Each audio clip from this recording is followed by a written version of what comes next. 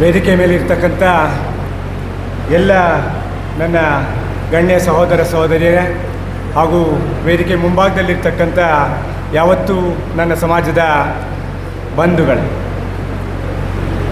ಇನ್ನು 15 ದಿನಗಳಲ್ಲಿ ನಾವು ಚುನಾವಣೆಯನ್ನು ನೋಡ್ತಾ ಇದ್ದೇವೆ. ಸಮಯಾವಕಾಶ ತುಂಬ ಕಡಿಮೆ ಇದೆ. ಇದರ ಜೊತೆಯಲ್ಲಿ ನಮ್ಮ ತಂಡಕ್ಕೆ ನಾಯಕ ಇಲ್ಲ. ಅನೇಕ ಇಲ್ಲಗಳ ಮಧ್ಯೆ ಹೌದುಗಳನ್ನು ನೋಡ್ತಕ್ಕಂಥ ದೊಡ್ಡ ಪ್ರಯತ್ನದಲ್ಲಿ ನಾವಿದ್ದೇವೆ. ಇದರ ಜೊತೆ ನೀವೆಲ್ಲರೂ ಕೂಡ ಕೈ ಜೋಡಿಸ್ತೀರಿ ಅಂತ ನಾನಾದರೂ ಭಾವಿಸ್ತೇನೆ. ನಾನು ಯಾವ ಆಂಧ್ರ ದೇವಾಂಗ ಸಂಘದ 2ನೇ ಅಧ್ಯಕ್ಷರಾಗಿರ್ತಕ್ಕಂಥ NP ಗುರಪ್ಪನವರ ಮೊಮ್ಮಗ. NP ಗುರಪ್ಪನವರು ಗಾಂಧಿನಗರದಲ್ಲಿ ಏನಿವತ್ತು ADS ಕನ್ವೆನ್ಷನ್ ಹಾಲಿದೆ, ಅವರು ಅಧ್ಯಕ್ಷರಾಗಿದ್ದಾಗ ಕೊಂಡುಕೊಂಡಂಥ ಆ ಜಾಗ ನಿಮಗೆ ಬಹಳ ಚೆನ್ನಾಗಿ ಗೊತ್ತಿರಲಿ. ಇವತ್ತು ನಾವು ಶತಮಾನೋತ್ಸವ ಸಂಭ್ರಮವನ್ನು ಆಚರಿಸತಕ್ಕಂಥ ಸಂದಿಗ್ಧ ಪರಿಸ್ಥಿತಿಯಲ್ಲಿದ್ದೇವೆ. ಭಾರತದಲ್ಲಿ ಯಾವುದಾದ್ರೂ ಒಂದು ಸಂಘ 100 ವರ್ಷಗಳಿಗೆ ಪಾದಾರ್ಪಣೆಯನ್ನು ಮಾಡ್ತಾ ಇರ್ತಕ್ಕಂಥ ಸಂದರ್ಭದಲ್ಲೂ ಕೂಡ ಒಂದೇ 1 ಇಂಚು ಭೂಮಿಯನ್ನು ಖರೀದಿ ಮಾಡಲಿಲ್ಲ ಅಂತ ಅನ್ನೋದಾದರೆ ಅದು ನಮ್ಮ ಆಂಧ್ರ ದೇವಾಂಗ ಸಂಘ ಮಾತ್ರ. ನನಗೆ ಭಾಳ ನಾಚಿಕೆ ಆಗ್ತದೆ. ನಾನು ನಮ್ಮ ಸಂಘವನ್ನು ಬೈದಾಗಲೂ ಕೂಡ ನೀವು ಕ್ಲಾಪ್ಸ್ ಹಾಕ್ತೀರಿ. ಅದು ನಮ್ಮದೇ ಸಂಘ.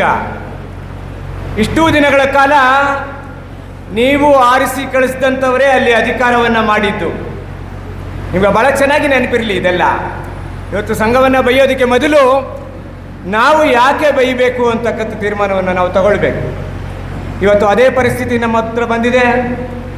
ಟೀಮಲ್ಲಿ ನಮ್ಮ ದೊಡ್ಡಪ್ಪ ನಿಂತಿದ್ದಾನೆ, ನಮ್ಮ ಮಾವ ನಿಂತಿದ್ದಾರೆ, ನಮ್ಮ ಅಕ್ಕನ ಅಳಿಯ ನಿಂತಿದ್ದಾರೆ.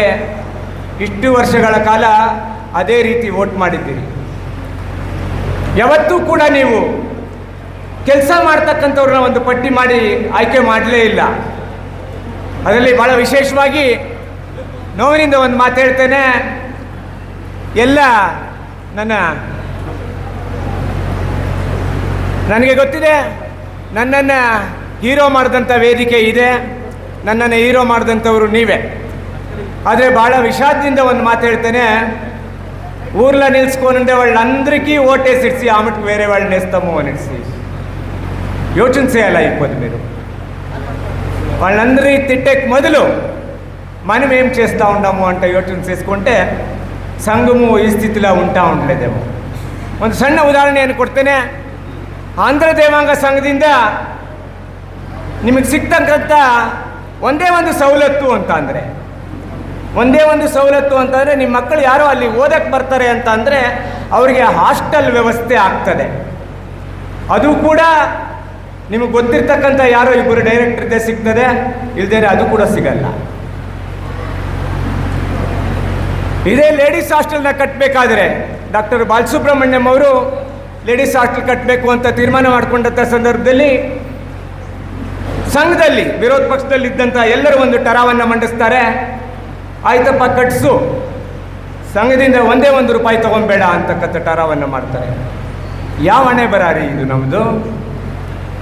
ನಮ್ಮ ಸಮಾಜದ ಹೆಣ್ಣು ಮಕ್ಕಳು ಬೆಂಗಳೂರಿನಲ್ಲಿ ಬಂದು ಒಂದು ಪ್ರತಿಷ್ಠಿತ ಕಾಲೇಜುಗಳಲ್ಲಿ ಓದಲಿ, ಅವರಿಗೆ ಒಂದು ಅಕಾಮಿಡೇಷನ್ ಕೊಡೋಣ, ಅವರಿಗೆ ಒಂದು ಊಟ ಕೊಡೋಣ ಅಂತಕ್ಕಂಥ ಭಾಳ ದೊಡ್ಡ ಯೋಜನೆಯನ್ನು ಡಾಕ್ಟರ್ ಬಾಲಸುಬ್ರಹ್ಮಣ್ಯಂ ಹಾಕ್ಕೊಂಡ್ರೆ, ಇದೇ ನಿಮ್ಮೂರಿನ ನಿರ್ದೇಶಕರು ಯಾವ 5 ಪಿರಿಡಿಗಳಿಂದ ಆರಿಸ್ಕೊಂಡು ಬರ್ತಾ ಇದ್ದೀರಿ. ಅವರೆಲ್ಲ ಅದನ್ನು ವಿರೋಧ ಮಾಡಿದ್ರು ಕೂಡ ನೀವು ಮತ್ತೆ ಅವರಿಗೆ ಓಟ್ ಹಾಕಿ ಗೆಲ್ಲಿಸ್ತೀರಲ್ಲ. ಯೋಚನೆ ಮಾಡಿ. ಇವತ್ತಿನ ದಿವಸ ನಿಮ್ಮ ಮಕ್ಕಳ ಭವಿಷ್ಯಕ್ಕೆ ಕಲ್ಲಾಗ್ತಕ್ಕಂಥ ಕೆಲಸವನ್ನು ನೀವೆಲ್ಲ ಮಾಡ್ತಾ ಇದ್ದೀರಲ್ಲ. ಯೋಚನೆ ಮಾಡಿ. ಬರಲಿರ್ತಕ್ಕಂಥ ಚುನಾವಣೆಯಲ್ಲಿ ನೀವೊಂದು ಒಳ್ಳೆ ತೀರ್ಮಾನವನ್ನು ತಗೊಳ್ಳಿ, ಯಾರಿಗೆ ಓಟ್ ಹಾಕಬೇಕು ಅಂತಕ್ಕಂಥದ್ದು. 2 ದಿನ ಯೋಚನೆ ಮಾಡಿ ಸ್ನೇಹಿತರೆ. ಇನ್ನೂ 15 ದಿನ ಇದೆ. ಕಳ್ಕೊಳ್ತಕ್ಕಂಥದ್ದೇನೂ ಇಲ್ಲ.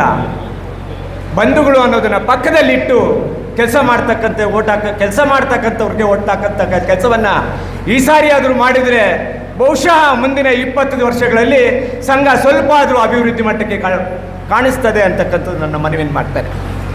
ಇದರೊಟ್ಟಿಗೆ ಇದೇ ಡಾಕ್ಟರ್ ಬಾಲಸುಬ್ರಹ್ಮಣ್ಯಂ ಅವರ ಅವಧಿಯಲ್ಲಿ ಬೆಂಗಳೂರಿನ ಕನಕಪುರ ರಸ್ತೆ ಹತ್ರ 1 ಎಕರೆ ಜಮೀನನ್ನು ಸಿ ಎ ಸೈಟನ್ನು ದೇವೇಗೌಡರು ಮುಖ್ಯಮಂತ್ರಿ ಆಗಿದ್ದಂಥ ಪೀರಿಯಡ್ನಲ್ಲಿ ಇದೇ ಬಾಲಸುಬ್ರಹ್ಮಣ್ಯಂ ಅವರು ಆ ಒಂದು ಜಮೀನನ್ನು ಸಂಘಕ್ಕೆ 100 ವರ್ಷಗಳ ಅವಧಿಗೆ ತಗೊಳ್ತಕ್ಕಂಥ ಪ್ರಯತ್ನವನ್ನು ಮಾಡ್ತಾರೆ. ಬಹುಶಃ ಆ ಒಂದು ತಂಡದಲ್ಲಿ ಚಿಟ್ಟ ಜಗದೀಶ್ ಬಾಬು ಅವರು ಮತ್ತು ಇನ್ನೂ ಕೆಲವರು ಇಲ್ಲಿಯವರು ಇದ್ದರು. ನಾನಿನ್ನ ಆಗ ಸಂಘದಲ್ಲಿ ಇರಲಿಲ್ಲ. ಅದಕ್ಕೆ ಕೊನೆ ದಿನ 5 ಲಕ್ಷ ರೂಪಾಯಿ ಡಿ ಡಿ ಕೂಡ ಕಟ್ಬಿಟ್ಟಿದ್ದಾರೆ. ಆದರೆ ಏನು ನೀವು ಆರಿಸಿ ಕಳಿಸ್ತಾ ಇರ್ತಕ್ಕಂಥ ನಿರ್ದೇಶಕರು ಇಲ್ಲಿಯವರು ಅಲ್ಲಿಯವರು ಎಲ್ಲರೂ ಕೂಡ ಅದಕ್ಕೆ ತಡೆ ಒಡ್ತಾರೆ. ಇವರೋ ಕೈಮತ್ತೂರನ್ನ ಕೊಡ್ಕೊಚ್ಚಿ ಸೇಸಿಡ್ಸೆ ಬಿಡು ಮಲ್ಲಾಡಿಸ್ತಿದ್ದಿ ಒದ್ದು ದಿನಕ್ಕೆ ಅಡ್ಮೆಯಲ್ಲ ಅಂತ ಅಂತಾರೆ. ನಾವಿವತ್ತು ಅವರನ್ನು ಆರಿಸಿ ಕಳಿಸ್ತಾ ಇದ್ದೇವೆ. ಇವತ್ತು ಆ ಜಾಗದ ಮುಂದೆ ಓಡಾಡಿದ್ರೆ ಹೊಟ್ಟೆ ಉರಿಯುತ್ತೆ ನಮಗೆ. 15-20 ಕೋಟಿ ರೂಪಾಯಿ ಆಸ್ತಿ. ಇವತ್ತು ನಾವು ಏನೋ ಮಾಡ್ಬೋದಾಗಿತ್ತು, ಅಲ್ಲಿ ಶಾಲೆ ಮಾಡ್ಬೋದಾಗಿತ್ತು, ಸಮುದಾಯ ಭವನ ಮಾಡ್ಬೋದಾಗಿತ್ತು, ಏನಾದರೂ ಮಾಡ್ಬೋದಾಗಿತ್ತು. ಬೆಂಗಳೂರಿನ ಹೃದಯ ಭಾಗದಲ್ಲಿ ನಮ್ಮದು ಅಂತಕ್ಕಂಥದ್ದು ಒಂದು ಆಸ್ತಿ ಇರ್ತಾ ಇತ್ತು. ನಮ್ಮ ಮಕ್ಕಳ ಬೆಳವಣಿಗೆಗೆ ಎಲ್ಲೋ ಒಂದು ಕಡೆ ಕಾರಣ ಆಗ್ತಾ ಇತ್ತು. ಆದರೆ ನಾವು ಅದರ ಬಗ್ಗೆ ಕಿಂಚಿತ್ತೂ ಯೋಚನೆ ಮಾಡಲಿಲ್ಲ. ಮತ್ತು ನಮ್ಮ ಭಾವ ನಮ್ಮ ಅಳಿಯ ಅವ್ರನ್ನೇ ಆಯ್ಕೆ ಮಾಡ್ತಾ ಇದ್ದೇವೆ. ಇನ್ನಾದರೂ ಯೋಚನೆ ಮಾಡೋಣ ಬಂಧುಗಳೇ. ಸಂದಿಗ್ಧ ಪರಿಸ್ಥಿತಿಯಲ್ಲಿ ನಾವಿದ್ದೀವಿ. ಮುಂದಿನ ದಿನಗಳಲ್ಲಿ ಒಳ್ಳೆಯ ವ್ಯಕ್ತಿಗಳನ್ನು ಆರಿಸ್ತಕ್ಕಂಥ ಕೆಲಸವನ್ನು ಮಾಡಿ ನಾನು ನಿಮ್ಮಲ್ಲಿ ಕೈ ಮುಗಿದು ಕೇಳ್ಕೊಳ್ತೇನೆ. ನಾನು 2 ಅವಧಿಗಳಲ್ಲಿ 2 ತಂಡಗಳಲ್ಲಿದ್ದೆ. ಮೊದಲನೇ ಸಾರಿ ಗೋವಿಂದಪ್ಪನವ್ರ ತಂಡದಲ್ಲೂ ಇದ್ದು ನಾನು ಗೆದ್ದಂಥ 8-9 ಜನರಲ್ಲಿ ನಾನು ಒಬ್ಬನಾಗಿದ್ದೆ. ತದನಂತರದಲ್ಲಿ ಡಿ ವಿ ಕೃಷ್ಣಮೂರ್ತಿ ಅವರ ತಂಡದಲ್ಲಿ ನಿಂತ್ಕೊಂಡೆ, ನಾನು ಒಬ್ಬನಾಗಿ ಕೆಲಸವನ್ನು ಮಾಡಿದೆ. ಗೆಲ್ಲೋ ತನಕ ನಮ್ಮದು ತಂಡ, ಗೆದ್ದಾದ ಮೇಲೆ ನಾವು ಕೆಲಸ ಮಾಡೋದಷ್ಟೇ ಗುರಿ. ಹಾಗಾಗಿ ನಾನು ಒಂದು ಸಣ್ಣ ಮನವಿಯನ್ನೇ ಮಾಡ್ತೇನೆ ನಿಮ್ಮ ಹತ್ರ. ಎಲೆಕ್ಷನ್ ಬರ್ತದೆ ಹೋಗ್ತದೆ, ಸಂಬಂಧವನ್ನು ಕೆಡಿಸ್ಕೊಳ್ತಕ್ಕಂಥ ಕೆಲಸವನ್ನು ನೀವು ಯಾರು ಮಾಡಲಿಕ್ಕೆ ಹೋಗಬೇಡಿ. ಎಲೆಕ್ಷನ್ನಿಂದ ಗೆದ್ದು ಒಳಗಡೆ ಹೋದ್ಮೇಲೆ ನಾವು ಯಾರ ವಿರುದ್ಧ ನಿಂತ್ಕೊಂಡಿರ್ತೀರಿ ಅವ್ರ ಜೊತೆನೇ ನಾವಲ್ಲಿ ರವೆ ಇಡ್ಲಿ ತಿನ್ನಬೇಕು. ಹಾಗಾಗಿ ಸಂಬಂಧಗಳನ್ನು ಮುರಿದುಕೊಳ್ತಕ್ಕಂಥ ಕೆಲಸವನ್ನು ನೀವ್ಯಾರು ನಮ್ಮ ಪರವಾಗಿ ಮಾಡ್ತಕ್ಕಂಥದ್ದು ಬೇಡ. ಇದೆಲ್ಲದರ ಮಧ್ಯೆ ಈ ಸಾರಿಯ ಚುನಾವಣೆಯಲ್ಲಿ ಚೌಡೇಶ್ವರಿ ಸ್ವಾಭಿಮಾನಿ ತಂಡ ಅಂತ ಕಟ್ಕೊಂಡು ನಾವು 25 ಜನರು ಕಂಟೆಸ್ಟ್ ಮಾಡ್ತಾ ಇದ್ದೇವೆ. ನಮ್ಮ ಕೊಟ್ಟಿಗೆರೆಯಿಂದ 6 ಜನ, 2 ಬೆಂಗಳೂರಿನಿಂದ, ಕೊಳ್ಳೇಗಾಲದಿಂದ 3 ಜನ, ಇನ್ನುಳಿದವರು ದೊಡ್ಡಬಳ್ಳಾಪುರದಿಂದ ಕಂಟೆಸ್ಟ್ ಮಾಡ್ತಾ ಇದ್ದೇವೆ. ನಮ್ಮ ಪ್ರಣಾಳಿಕೆಯಲ್ಲಿ ನಾವೊಂದು ಘೋಷಣೆಯನ್ನು ಮಾಡಿದ್ದೇವೆ. ಇದೇ ಪ್ರಪ್ರಥಮ ಬಾರಿಗೆ ಅನೇಕ ಜನ ಕಿವಿಗೂ ಹುಳ ಬಿಟ್ಕೊಂಡಿದ್ದಾರೆ. ಈಗಾಗಲೇ ಏನು ಈ ರೀತಿಯ ಪ್ರಣಾಳಿಕೆ 100 ವರ್ಷಗಳ ಅಧಿಕಾರಾವಧಿಯಲ್ಲಿ ಯಾರೂ ಕೂಡ ಸದಸ್ಯರ ಬಗ್ಗೆ ಯೋಚನೆ ಮಾಡಿರಲಿಲ್ಲ. ಈ ತಂಡದಿಂದ ಏನು ಉಚಿತವಾಗಿ ಕೊಡ್ತಕ್ಕಂಥ ಪ್ರಣಾಳಿಕೆಗಳಿಗೆ ಬರ್ತಿದೆ ಅಂತ. ಈ ಒಂದು ಕಾರ್ಯಕ್ರಮಕ್ಕೆ ನಾವೊಂದು ಹೆಸರನ್ನು ಕೊಟ್ಟಿದ್ದೇವೆ, ಕೆರೆಯ ನೀರನ್ನು ಕೆರೆಗೆ ಚೆಲ್ಲಿ ಅಂತಕ್ಕಂಥ ಕಾರ್ಯಕ್ರಮ. ಇದು ಏನು ಸಂಘದಲ್ಲಿ ಸಂಪಾದನೆ ಆಗ್ತಾ ಇದೆ ಆ ಒಂದು ಸಂಪಾದನೆಯನ್ನು ಪ್ರತಿಯೊಬ್ಬ ಸದಸ್ಯನಿಗೆ ಮುಟ್ಟಿಸ್ತಕ್ಕಂಥ ಕೆಲಸ ಜಿಯೋ ಕಾರ್ಡ್ ಅಂತ ನಾವೊಂದು ಮಾಡಿದ್ದೇವೆ. ಅದರಲ್ಲಿ ನಮ್ಮ ಮುಖ್ಯ ಘೋಷಣೆ, ನಮ್ಮ ಬೆಂಗಳೂರಿನ ಕಲ್ಯಾಣ ಮಂಟಪಗಳೇನಿದೆ, ನಮ್ಮಲ್ಲಿ 3 ಕಲ್ಯಾಣ ಮಂಟಪಗಳಿದೆ. ಕೊಟ್ಟಿಗೆರೆಯಲ್ಲೊಂದು, ಕಬ್ಬನ್ಪೇಟೆಯಲ್ಲೊಂದು, ಗಾಂಧಿನಗರದಲ್ಲೊಂದು. ನಮ್ಮ ಮನೆಯ ಕುಟುಂಬಗಳಲ್ಲಿ ಕಾರ್ಯಕ್ರಮಗಳಾದಾಗ 50% ಡಿಡಕ್ಷನ್ ಕೊಡ್ತೇವೆ, ಡಿಸ್ಕೌಂಟ್ ಕೊಡ್ತೇವೆ ಅಂತಕ್ಕಂಥ ತೀರ್ಮಾನವನ್ನು ನಾವು ತಗೊಂಡಿದ್ದೇವೆ. ಇದರ ಜೊತೆಯಲ್ಲಿ ಪ್ರತಿಯೊಂದು ಕುಟುಂಬಕ್ಕೂ, ಸದಸ್ಯನ ಪ್ರತಿಯೊಂದು ಕುಟುಂಬಕ್ಕೂ ಉಚಿತವಾಗಿ ಹೆಲ್ತ್ ಇನ್ಶೂರೆನ್ಸ್ನ ಮಾಡಿಕೊಡ್ಬೇಕು ಅಂತ ತೀರ್ಮಾನವನ್ನು ಮಾಡಿದ್ದೇವೆ. ಇದು ಯಾವುದು ಕೂಡ ನಾವು ಮನೆಯಿಂದ ದುಡ್ಡು ಕೊಟ್ಟು ಮಾಡ್ತಕ್ಕಂಥದ್ದಲ್ಲ. ಸಂಘದ ಸಂಪಾದನೆ ಏನಿದೆ ಅದನ್ನು ಎಲ್ಲಿ ವಿನಿಯೋಗ ಮಾಡಿದ್ರೆ ಅದು ನಿಮಗೆ ದಕ್ತದೆ, ನಿಮಗೆ ಅನುಕೂಲ ಆಗ್ತದೆ ಅಂತಕ್ಕಂಥ ದೃಷ್ಟಿಯಲ್ಲಿಟ್ಕೊಂಡು ಮಾಡ್ತಾ ಇರ್ತಕ್ಕಂಥ ಕಾರ್ಯಕ್ರಮ. ಇದರೊಟ್ಟಿಗೆ ಏನು 8ನೇ ಕ್ಲಾಸಿಂದ ನಾವು ಸ್ಕಾಲರ್ಶಿಪ್ ಕೊಡ್ತಾ ಇದ್ದೇವೆ, ಮತ್ತು 80-85% ಮೇಲಿನವ್ರಿಗೆ ಮಾತ್ರ ಕೊಡ್ತಾ ಇದ್ದೇವೆ. 40%, 50% ತಗೊಂಡವ್ರನ್ನ ಯಾರು ಗುರುತಿಸ್ತಾರೆ, ಅವ್ರಿಗಾಗಿ ಏನಾದರೂ ಮಾಡೋಣ ಅಂಥೇಳಿ LKGಯಿಂದಲೇ ಅವ್ರಿಗೇನಾದರೂ ಮಾಡಬೇಕು ಅಂತ ತೀರ್ಮಾನವನ್ನು ಮಾಡಿಕೊಂಡಿದ್ದೇವೆ. ನನಗೆ ಗೊತ್ತಿದೆ ಇದು ಭಾಳ ದೊಡ್ಡ ಖರ್ಚಿನ ಬಾಬ್ತು ಅಂತ. ಆದರೆ ನಮ್ಮ ಯೋಜನೆಗಳೇನಿದೆ ಅಂತ ಅಂದರೆ, ನಮಗೆ, ನಾನು ಕೊಟ್ಟಿಗೆರೆಯವನಾಗಿರೋದ್ರಿಂದ ಇಲ್ಲಿಯವರೇ ಆಗಿರ್ತಕ್ಕಂಥ ಧನಲಕ್ಷ್ಮಮ್ಮ ರಾಜಮ್ಮಣ್ಣ ಅವರು ನಮ್ಮ ಶಾನುಭೋಗನಹಳ್ಳಿಯಲ್ಲಿ ಒಂದು 40-60 ಸೈಟ್ ಕೊಟ್ಟಿದ್ದಾರೆ.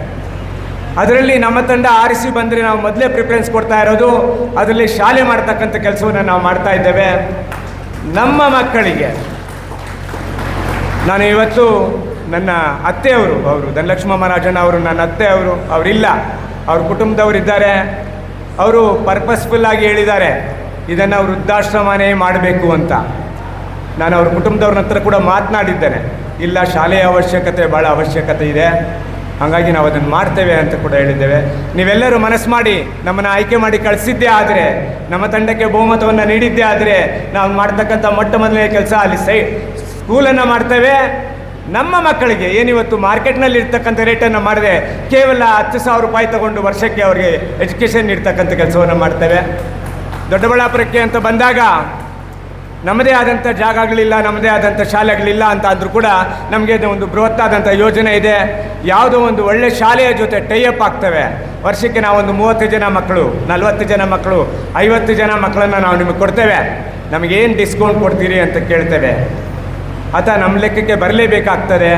ಬೇರೆಯವ್ರ ಮಕ್ಕಳಿಗೆ 30-40 ಸಾವಿರ ತೊಗೊಂಡ್ರು ಕೂಡ ನಮಗೆ 10,000ದಲ್ಲಿ ಮಾಡಿಕೊಡ್ತಕ್ಕಂಥ ವ್ಯವಸ್ಥೆಗಳಿದ್ದಾವೆ.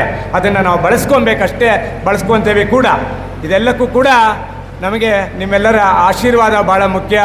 ಹಾಗಾಗಿ ನೀವೆಲ್ಲ ಈ ಸಾರಿಯ ಚುನಾವಣೆಯಲ್ಲಿ ಭಾಳ ದೊಡ್ಡ ಮನಸ್ಸು ಮಾಡಿ ಚೌಡೇಶ್ವರಿ ಸ್ವಾಭಿಮಾನಿ ತಂಡದ ಎಲ್ಲರನ್ನೂ ಗೆಲ್ಲಿಸೋದರ ಮೂಲಕ ಮತ್ತೊಂದು ಹೊಸ ಶಕೆಗೆ ನಾಂದಿ ಆಡಬೇಕು ಅಂತ ಕೇಳ್ಕೊಳ್ತಾ ನನ್ನ ಮಾತನ್ನು ಮುಗಿಸ್ತಾ ಇದ್ದೇನೆ. ನಮಸ್ಕಾರ.